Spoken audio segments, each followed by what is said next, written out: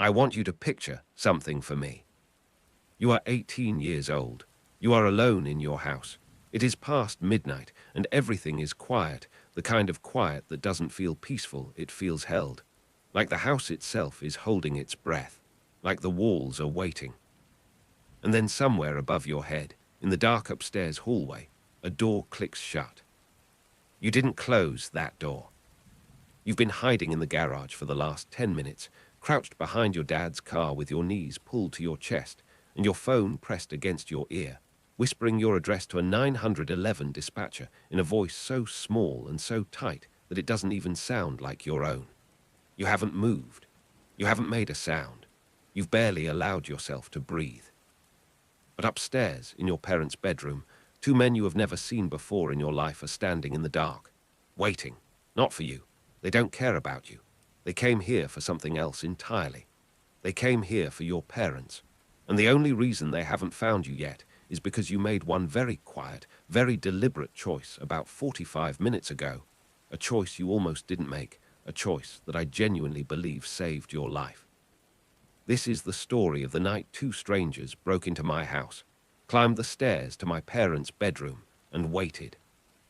I need you to understand, before we go any further, that I have gone over what happened that night in my head more times than I can count. I've played every variable back, re-examined every decision, every sound, every moment where things could have gone differently, and every single time I reached the same conclusion. I got lucky, stupidly, inexplicably lucky. And the part that haunts me the most, it wasn't the break-in, it wasn't even the men themselves. It was one small thing, one quiet, almost invisible thing that happened at the front door before any of it started, a thing that most people would have done without thinking, and that I almost did myself. We'll get to that. But first, let me take you back to the beginning. Chapter 1, the kind of summer that makes you soft. The summer I turned 18 was, by almost every measurable standard, the most boring and the most perfect summer of my life. I know how that sounds. I know that those two things don't usually go together, boring and perfect. But if you've ever had a stretch of life where the absence of responsibility itself becomes a kind of luxury, where doing absolutely nothing feels like the most generous gift the universe has ever handed you, then maybe you understand what I mean. I had graduated high school in late May. I didn't have a job lined up yet. I wasn't enrolled in summer courses. I had no obligations, no schedule, no alarm set on my phone for anything earlier than 10 in the morning, and on most days, not even that. My parents had given me the summer more or less off, their idea being that I'd worked hard through 4 years of high school. I'd gotten into a decent program starting in the fall, and I deserved a few months to just decompress before the next chapter of my life began. I took them at their word. My days had a loose rhythm that I'd fallen into without planning it. Wake up sometime between 9 and 10:30, make coffee, play video games for a few hours, sometimes longer, eat whatever was easy, watch something on Netflix or YouTube, or both simultaneously, because I had gotten very good at consuming two different forms of entertainment at once without really absorbing either. Occasionally text friends, occasionally have a friend over, and then somewhere around midnight or 1 in the morning, drift off to sleep and do the whole thing again. I'm not proud of how I spent that summer exactly, but I'm also not ashamed of it. I was 18. The world felt wide and distant and unhurried. I didn't know yet that I would spend the rest of my life thinking back to specific nights from that summer with a very different kind of feeling than nostalgia. I didn't know yet that one of those nights would leave a mark I'd carry for years. I was just a kid, burning through time. My parents traveled fairly regularly for work. This wasn't unusual. They were both in professions that required them to be in other cities every few weeks, conferences, client meetings, that kind of thing, and they'd been doing it for as long as I could remember. When I was younger, I'd stay with my aunt or my grandparents, but by the time I was old enough, I would just stay home alone, and everybody was comfortable with that arrangement. It had never been a big deal. I was responsible enough to not destroy the house, responsible enough to feed myself, responsible enough to lock the doors and not do anything monumentally stupid.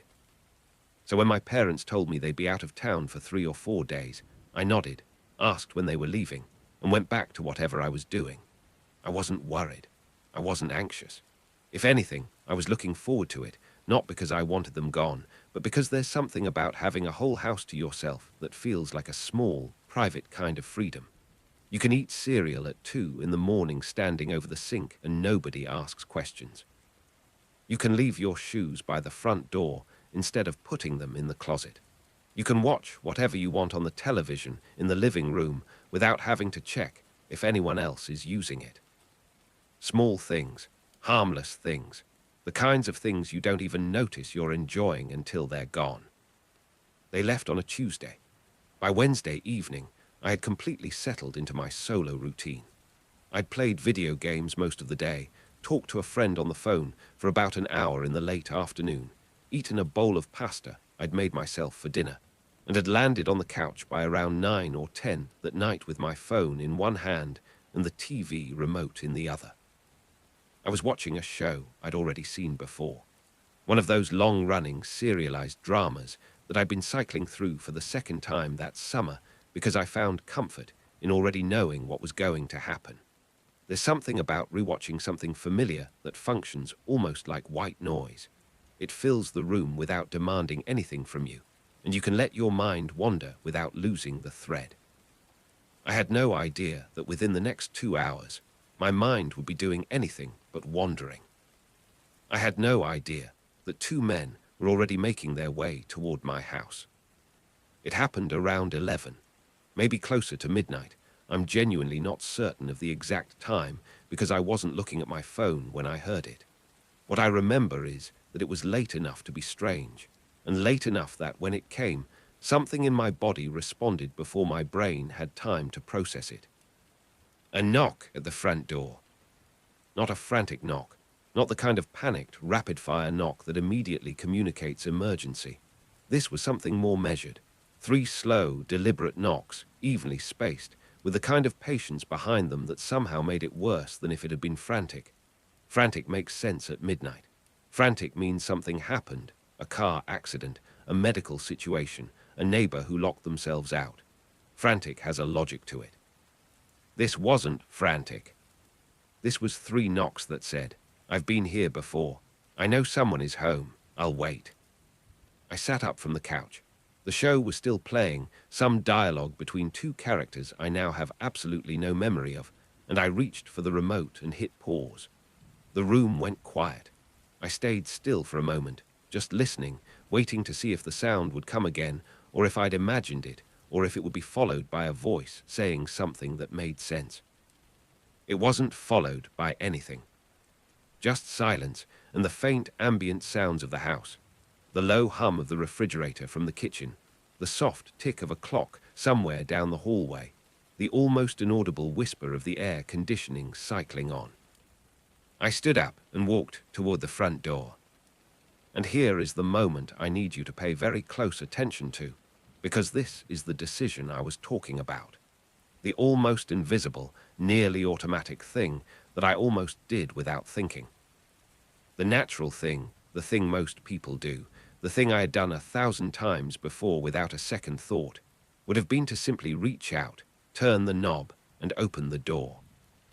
It was late, yes, but I was 18, an invincible feeling, and I'd been alone in the house for over a day, and I wasn't in a particularly guarded headspace. The knock hadn't been threatening. It hadn't triggered some alarm bell in my nervous system screaming danger, danger, danger. If anything, it had just been unexpected. And unexpected at that age, in that mental state, doesn't automatically mean threatening. But for reasons I genuinely cannot fully explain, whether it was some dormant, instinctual caution I didn't know I had, or whether something about those 3 slow, patient knocks had registered in some part of my brain that operates below the level of conscious thought, I didn't open the door. I stopped just short of it. I leaned slightly to the left. I pressed my eye to the peephole. And what I saw on the other side of that door changed everything. There were 2 of them. Let me tell you what I noticed immediately, in the order that I noticed it. First, their clothes. They were dressed similarly, not identically, but similarly enough that it registered as intentional. Dark clothing. Nothing flashy, nothing notable, nothing that would stand out in a crowd. The kind of clothes that are designed not to be remembered. I noticed this even through the fisheye distortion of the peephole, even in the limited orange-yellow glow of the streetlights at the far edge of the yard. The similarity in their clothing felt coordinated in a way that made my skin prickle. Second, their posture. They were both standing very still, not the restless, shifting stillness of someone who's been waiting for a few seconds and is mildly impatient. This was the deep, settled stillness of two people who had come here with a plan and were executing it exactly as intended. They were standing slightly apart from each other, angled toward the door but not pressed against it. They weren't crowding the entrance. They weren't trying to peer through the sidelights or listen for movement inside. They were just waiting, like they had all the time in the world. Third, I did not recognize either of them. I want to be careful here not to invent details I don't actually remember. I was looking through a peephole in the dark, with my heart starting to beat faster, and I was not exactly conducting a careful forensic examination. I registered two adult men I had never seen before, dressed similarly, standing very still on my porch at somewhere between 11 and midnight, and that was enough. I did not need more data. My body had already made a decision that my brain was only just now catching up to. I was not going to open this door.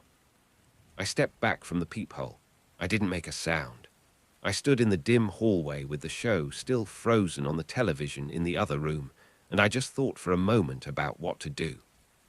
Part of me, the rational, 18-year-old brain part, kept generating innocent explanations. Maybe they had the wrong address. Maybe they were friends of my parents had never met. Maybe there was some kind of neighborhood situation, a gas leak, a downed power line, something that required going door to door. Maybe one of them was a coworker of my dad's I'd never seen before, and there was some kind of emergency. The other part of me, the quieter, older animal part, said, "It's almost midnight. Two strangers. You don't know them. Don't open the door." I listened to the quieter part. Instead of opening the door or announcing myself, I made a third choice. I did nothing. I pressed myself against the wall beside the door and I stayed silent. My thinking was simple. If these men were here for something innocent, they would call out, explain themselves, maybe leave a note. And if they were here for something else, then the fact that I hadn't responded at all was better than announcing my presence to find out what that something else was. I waited. 15, maybe 20 seconds passed. And then one of them knocked again, same rhythm, same 3 deliberate knocks. And this time, after a short pause, a voice came through the door. "Hello, we're here looking to speak with Mr. and Mrs." And then they said my parents' last name. I'm going to change the name for the purposes of telling this story, so let's say my last name is Ian. That isn't what they said. But what they said was its equivalent, our last name, clearly and correctly pronounced, spoken through my front door at close to midnight by 2 strangers I had never seen before in my life. I don't know if I've adequately communicated how those 4 syllables landed in my chest. It wasn't the same feeling as hearing my name called unexpectedly. It was worse somehow, and I think the reason it was worse is this. They weren't looking for me. They knew the people who lived here, or at least, they knew who lived here, and they had come specifically to find them. Not to knock on a door and see who answered. Not to try their luck. They'd done enough research to know exactly whose door they were knocking on. At close to midnight. Without a car. I didn't move. I didn't breathe. I stayed pressed against the wall with my back flat against the plaster, and my phone gripped in one hand, and I stared at the front door and I thought, they know this house. They know who lives here. They're asking for my parents specifically. The voice called out once more, same phrasing, same calm, almost conversational tone, and then went silent. I didn't answer. I didn't even shift my weight. There was a long pause. Maybe 30 seconds, maybe a full minute. Time moves very strangely when your body has gone into a kind of controlled, coiled stillness. And then I heard something that I could not make out clearly, a low murmuring, 2 voices speaking quietly to each other, the words indistinct, but the tone unmistakably deliberate, like a short conference, like two people confirming something. And then footsteps, moving off the porch. I waited for the sound of a car, an engine turning over, headlights sweeping past the frosted glass of the sidelights, the crunch of tires on the street. I waited for the ordinary sound of two people leaving. It didn't come. The street outside my house stayed dark, stayed quiet. No engine, no lights, no indication that a vehicle of any kind had just pulled away. They had walked here. These two men, who knew my parents' names, who had come to my house at midnight, had arrived on foot, which meant either they lived very close by, close enough to walk here in the dark, or they had parked somewhere deliberately out of sight. And neither of those explanations made me feel better. Both of them made me feel considerably worse. I went back to the living room. I sat down on the couch. The show was still frozen on the screen, some character mid-sentence, their mouth open, the scene suspended. And I sat there with the remote in my lap, and I didn't hit play. I was listening. If you've ever had a moment where the hair on the back of your neck stood up for no reason you could name, where your body registered something wrong before your mind caught up, then you already know what the next few minutes felt like. Hit subscribe if you want more stories that get under your skin like this one. We're just getting started. 3 minutes, maybe 4. That's how long I sat on the couch before I heard them again. Not at the front door. The front door stayed silent. What I heard instead was quieter, more careful, and coming from a different direction. Footsteps. A pair of them, soft and measured, moving along the side of the house. Not running, not rushing. Moving with that same patient, unhurried, deliberate quality that had characterized everything these men had done so far. I stood up. Every single nerve in my body was firing at once, but I moved quietly, instinctively quiet, in the way that your body sometimes just knows what to do even when your brain is still in the process of catching up. I crossed the living room toward the back of the house. The footsteps continued along the side. I tracked them by sound, through the wall, moving toward the back corner of the house, then around, heading for the backyard. I positioned myself at the edge of the back window, close enough to see out, far enough to stay in shadow, keeping myself flat against the wall the way I'd done at the front door. My breathing had gone shallow. My hands were cold. I pressed myself against the wall, and I looked out through the gap at the edge of the curtain. I could see the backyard in the weak ambient light from the neighboring houses, just enough to make out shapes and movement. And there they were. The two men had come through the side gate. I watched them push it open and step through, not climbing over it, not forcing it, just opening it like they'd done it before, or like they'd already established that it wasn't locked. They moved into the backyard with the same unhurried confidence they displayed on the porch, and I pulled back from the window and pressed myself against the wall and just stood there in the dark with my heart slamming against my ribs. They were in my backyard. Two men I didn't know, who had come to my house uninvited, who had asked for my parents by name, who had arrived without a car, who had circled my house after I didn't answer the front door. They were now standing in my backyard. I heard them moving toward the back door. Low voices murmuring, and then something that made every single thought in my head go still and cold. The sound of them beginning to work on the door, not knocking, not calling out, not giving me any further opportunity to respond or engage or reveal myself.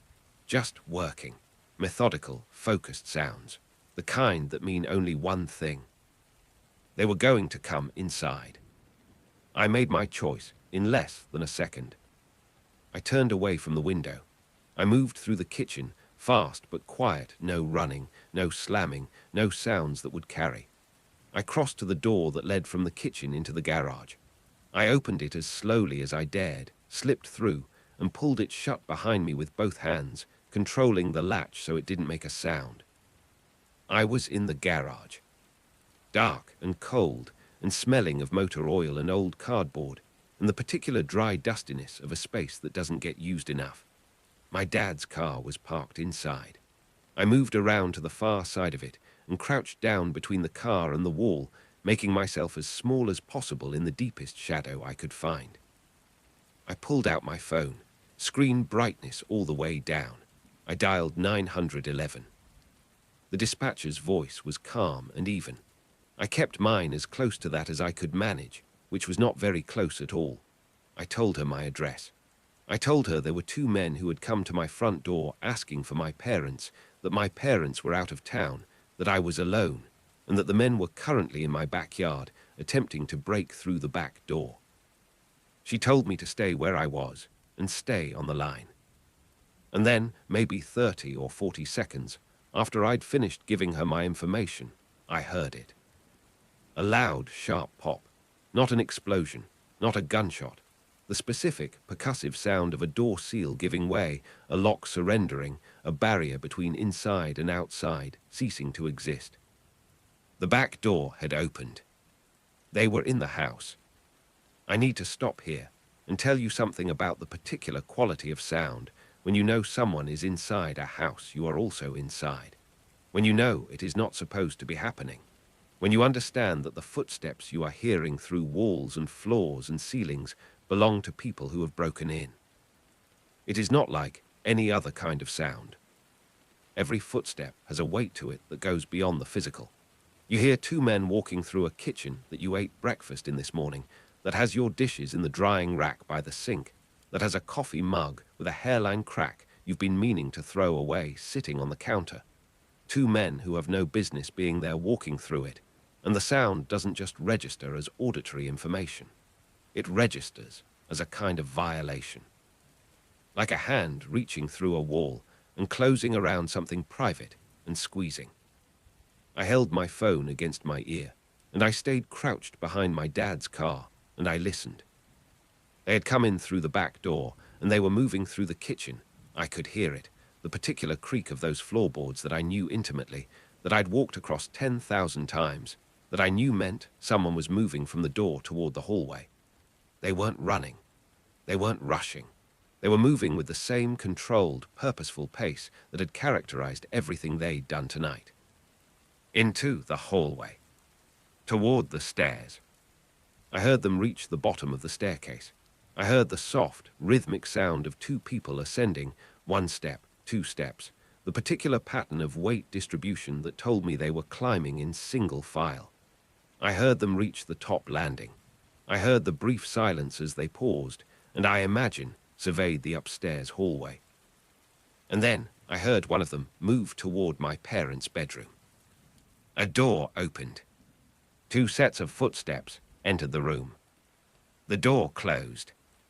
And then nothing. Absolute, consuming silence.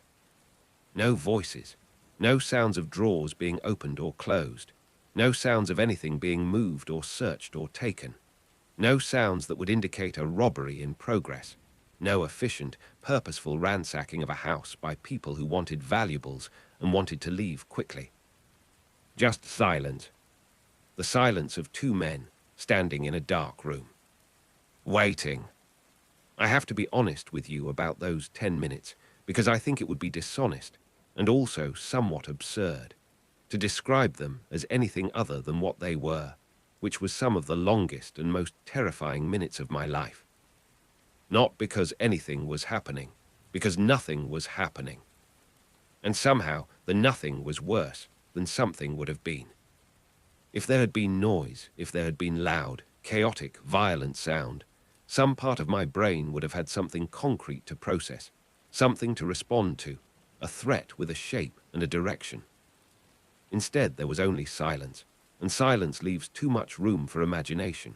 And at 18 years old, crouched in the dark behind your dad's car while two strangers stand in your parents' bedroom at that specific intersection of those specific facts, your imagination does not produce comforting pictures. I thought about whether they could hear me breathing. I thought about whether the garage door made any noise when it was opened from the inside, and whether they would hear that if I tried to leave. I thought about my parents, somewhere in another city, asleep in a hotel room, completely unaware that two men who knew their last name were standing upstairs in their bedroom in the dark. I thought about why. I turned the question over and over like a stone you keep picking up and putting back down, looking for something underneath it. Why two men? Why no car? Why ask for my parents specifically? Why come at midnight? Why not announce themselves as anything, not delivery, not service, not emergency? Why just say the name, patient and quiet, and wait? Why, when I didn't answer, circle the house and break in rather than simply leaving?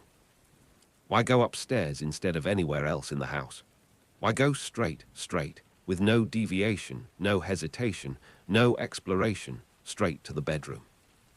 Why stand there in the dark, without making a sound? I pressed my face against the side of the car, and I breathed, and I waited, and I held the phone against my ear, and I listened to the dispatcher's voice, which was calm and steady, and doing something very important by simply being there on the other end of the line.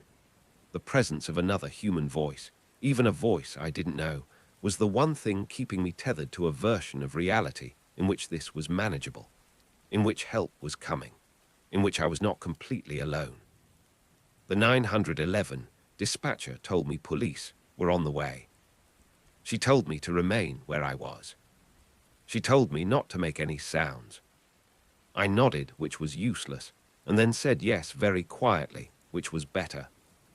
And I waited. I want you to really sit with what I've just told you, two men, standing upstairs, in the dark, waiting. If this story is making the hair on your arms stand up, subscribe to Creepyverse. Drop a comment telling me what you think they were really there for. I read every single one. We're halfway through, and I promise you it gets worse before it gets better. I heard them before the police arrived. Not loudly, not dramatically, just the sound of two voices upstairs beginning to speak to each other, not in whispers exactly, but in the low, careful tones of people who are starting to sense that something has changed. Something in the house or outside it that had shifted the situation. I heard them move, brief, quick footsteps. A short exchange, two voices, the words indistinct from where I was crouched in the garage, but the energy unmistakable. Tense, reactive, the tone of two people who have just realized that their timeline has been compressed. And then, through the garage door, through the wall, through all those layers of insulation and drywall and ordinary suburban architecture, I heard it. The distant, unmistakable sound of a patrol car pulling up outside. No sirens, they'd cut them, which I would later be grateful for, because a siren would have given the men more warning. Just the low rumble of an engine, the soft crush of tires on pavement, and then the sudden white bloom of headlights through the thin gap at the bottom of the garage door. Upstairs, the argument started. I don't know what they were saying.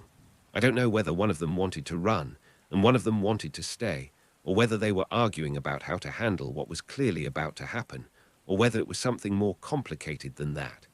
What I know is that the argument was sharp and quick and urgent. The voices of two people who had planned for a lot of things, but not for this particular variable. And I know that it didn't last long. Because within seconds I heard the back door, the one they had broken in through, swing open again. Heavy, rapid footsteps crossing the yard. Running now. No more patience, no more deliberate calm. Something between panic and controlled urgency. Then I heard the other sound. Officers coming in through the same back door. Multiple sets of footsteps, heavy and purposeful, and very different in quality from the soft, measured sounds I've been tracking all night. Police footsteps.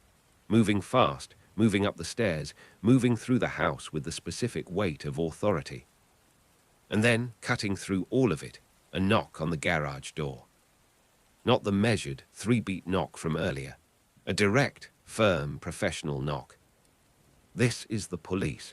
If anyone is in the garage, please identify yourself. I stood up from behind the car. My legs were stiff. My hands were still cold. I walked to the door between the garage and the kitchen, and I opened it, and a flashlight found my face, and a voice said something calm and reassuring, and a hand guided me outside, and I stood on the concrete of my back patio in the summer night air, and I breathed. Inside the house, upstairs, there was shouting, and then the shouting stopped. And then there were footsteps coming back down the stairs. 2 sets of them, accompanied by officers, moving slowly now, and not because they were choosing to. I didn't see their faces when they came out. I was around the side of the house by then, being walked toward the front by one of the responding officers, a woman who was speaking to me in a calm, measured voice, asking me if I was hurt, if I needed anything, if there was someone she could call.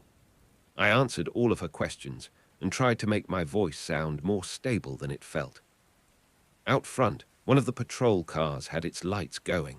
In that rhythmic blue and red pulse, I could see neighbors beginning to appear in doorways and windows up and down the street, sleep-rumpled silhouettes peering out at whatever this was. My house. Whatever this was happening at my house. The two men were brought out together. They were placed in separate vehicles. And throughout all of it, the questions, the process, the sequence of events that constitutes two people being arrested, they didn't say anything. Not a word. I spoke to officers for close to 2 hours that night, sitting on the porch steps while they moved in and out of the house, doing whatever it is they do in the aftermath of something like this. A couple of them were friendly and clear. One of them was particularly good at explaining things to me in a way that didn't condescend and didn't dramatize. They asked me to walk them through the whole night, from the knock at the door to the moment they found me in the garage. I did. I answered every question I could answer. I described what I'd seen through the peephole as accurately as I could. And then I asked a few questions of my own. The first and most important one: did they find anything?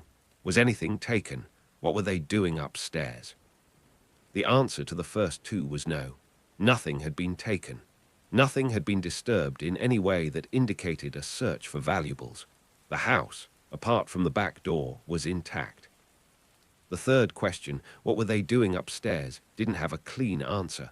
What the officers described was this: the two men had been found standing in my parents' bedroom, not sitting on the bed, not going through drawers or closets, standing in the dark, facing the door, like they were waiting for someone to come through it. I asked if they knew who the men were. I was told they had identification and were being processed. I asked if they'd said anything about why they were there. The officer's expression shifted just slightly, just a fraction, and he said that the men had not offered any statement, had not explained themselves, had not provided any context for what they were doing in the house. I asked, is this definitely a burglary? There was a pause. And then the officer said something that I have thought about many, many times since. He said that what they could charge the men with, based on what had happened, was breaking and entering. That was the charge that fit the facts as they existed. And then he said, carefully, the way people say things when they want to be truthful without being alarmist, that the specifics of the situation were unusual for a typical burglary. Typical burglaries, he told me, involve taking things. Burglars move fast. They want to get in, locate valuables, and get out. They don't go to specific rooms. They don't stand in the dark. He said it gently. He moved on from it quickly, but he'd said it. I called my parents after the officers wrapped up. It was close to 3 in the morning. My mother's voice when she picked up the phone was already tight, the tightness of a parent who sees a missed call and a timestamp and knows that neither of those things is good news. I told her what had happened. There was a very long silence. And then she said, "We're coming home." I want you to hold on just a second, because what I'm about to tell you, what came out in the weeks after that night, is the part that changed how I understood everything that had happened. If you're not subscribed, do it now. What comes next is the part I've never been able to fully explain. My parents were back by the following evening. They drove through the night. Days immediately after were strange in a way that was hard to articulate then, and is still hard to articulate now. There was a lot of practical business to deal with. The back door needed to be repaired, the lock replaced, upgraded.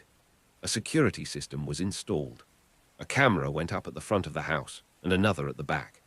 These things happened quickly, in the days right after, with the particular efficiency of people who have been frightened and are trying to convert that fear into action. But underneath all the practical business, there was something else. Something quieter and more complicated, running through my parents like a current they were trying not to show me. I noticed it first in the way they answered my questions.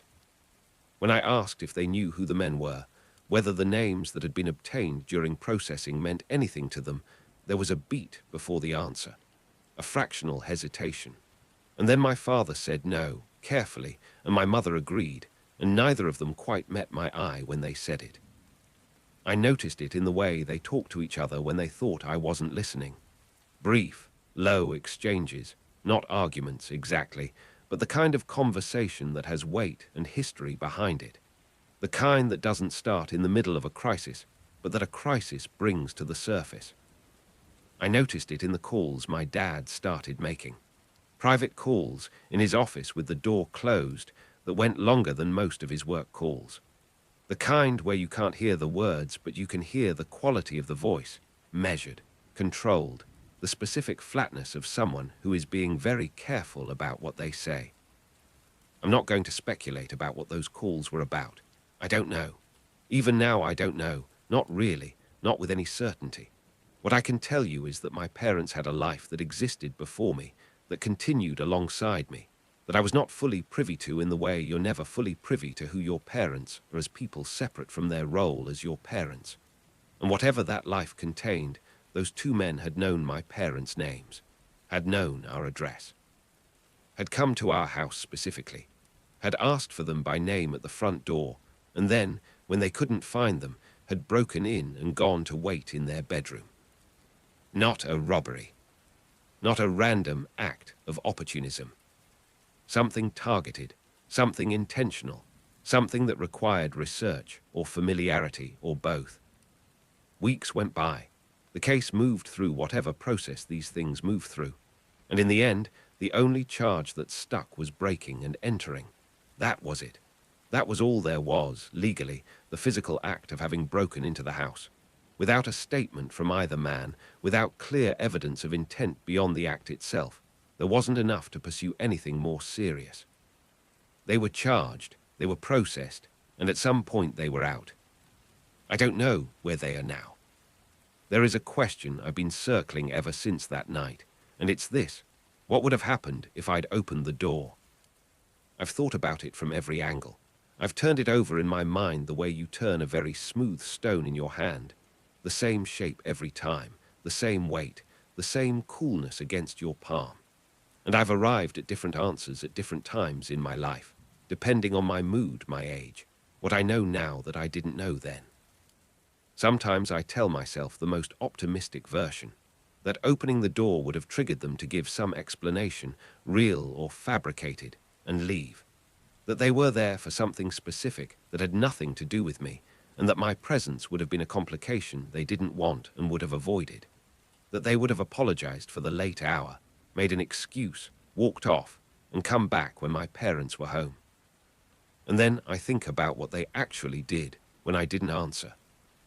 They didn't leave. They circled the house. They broke in through the back. They went upstairs. They went to my parents' bedroom. And they stood there in the dark, waiting for people who weren't there, who weren't expected back for 2 more days.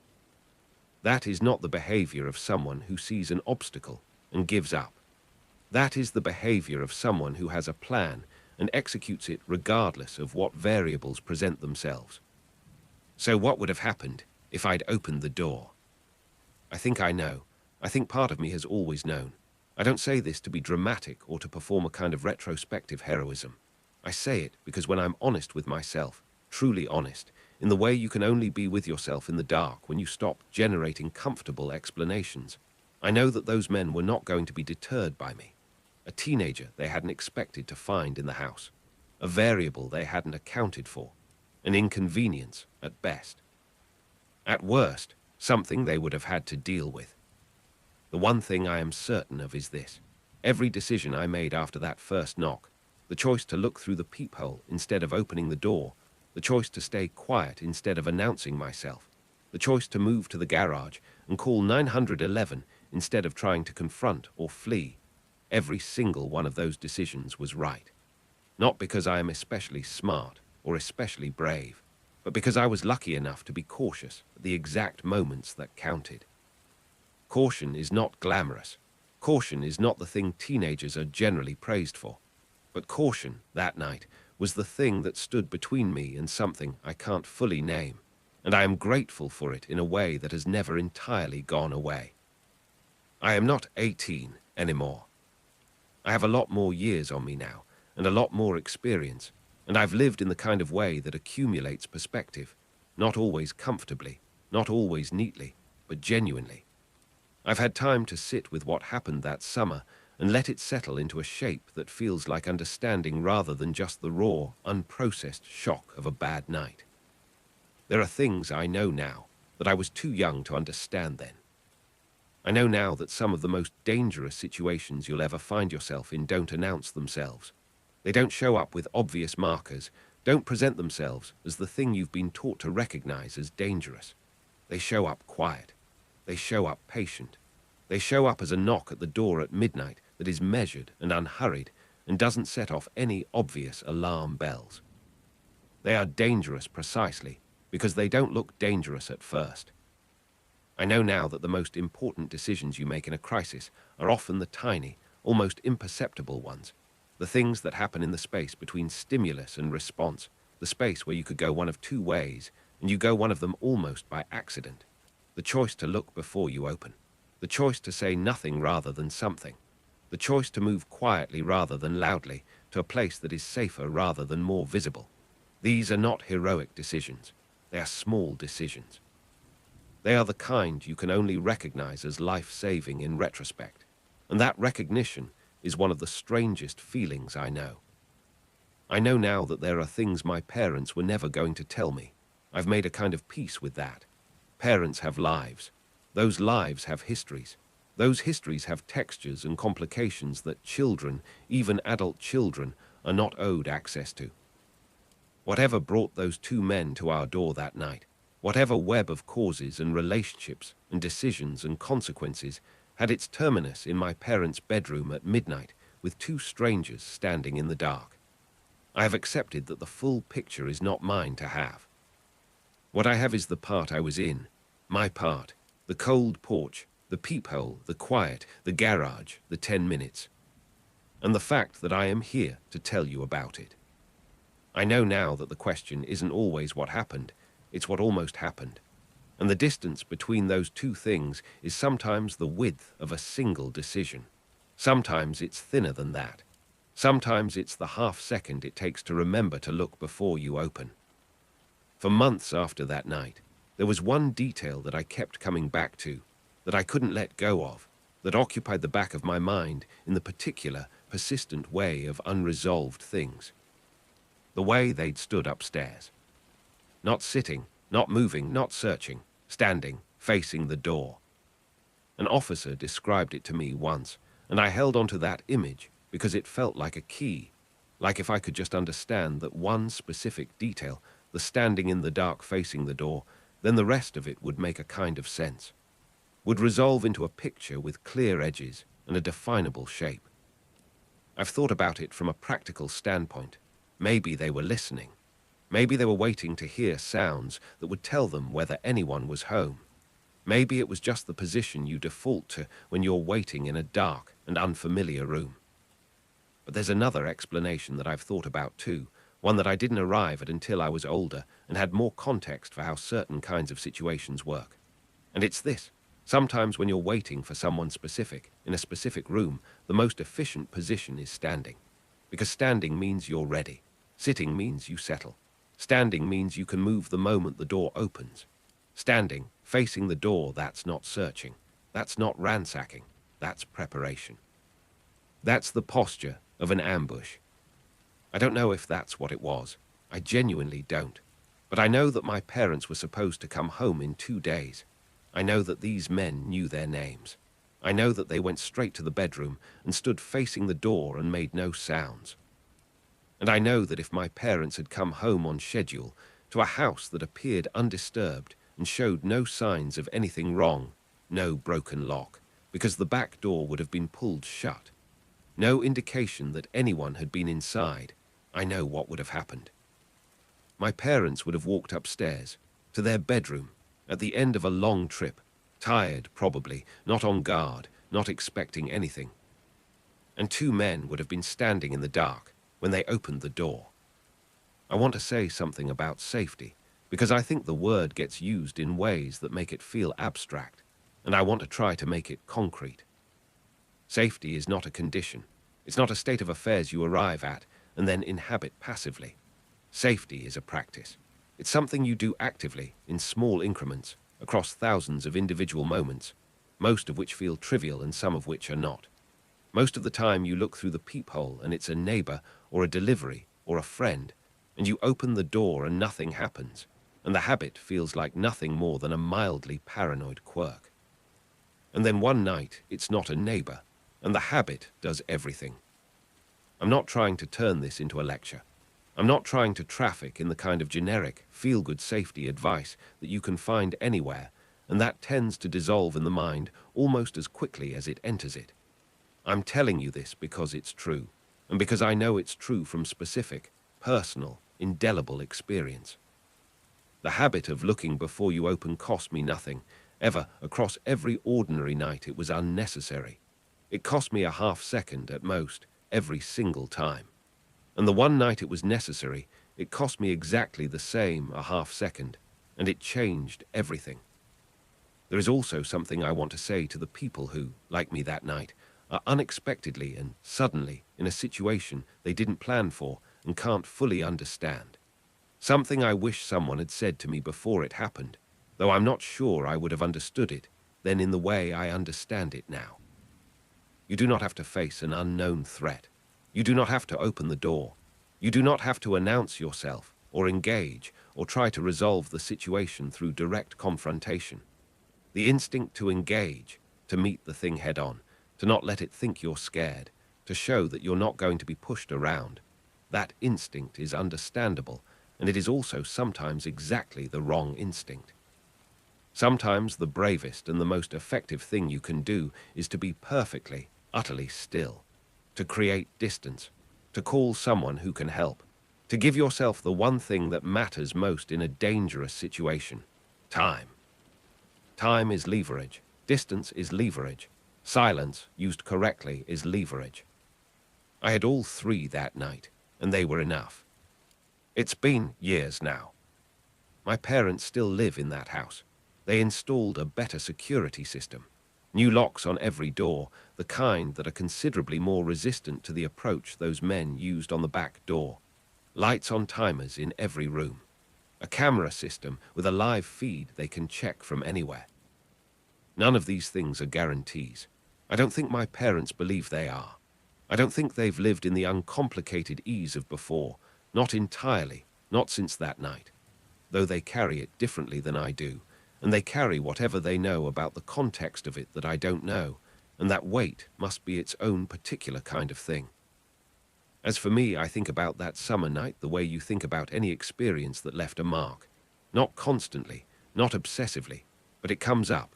In quiet moments, in hotels or late nights alone, or whenever I'm somewhere unfamiliar and I hear a sound I can't immediately explain, it surfaces. The peephole, the two men, the stillness, the garage, the pop of the lock. And the image I can't let go of. Two men standing in a dark room, facing a door, waiting for people who never came. I think about the version of events where I opened that door. I think about it and then I put it down, because spending too much time with what-ifs is its own kind of trap, and I've learned to recognize when I'm walking toward it. I put it down and I come back to the facts. I looked. I stayed quiet. I moved to safety. I called for help. And I'm here, writing this down, telling it to you. That's the whole thing, and somehow it still doesn't feel like enough to say about a night that could have gone so many different ways. But it's the truth of it.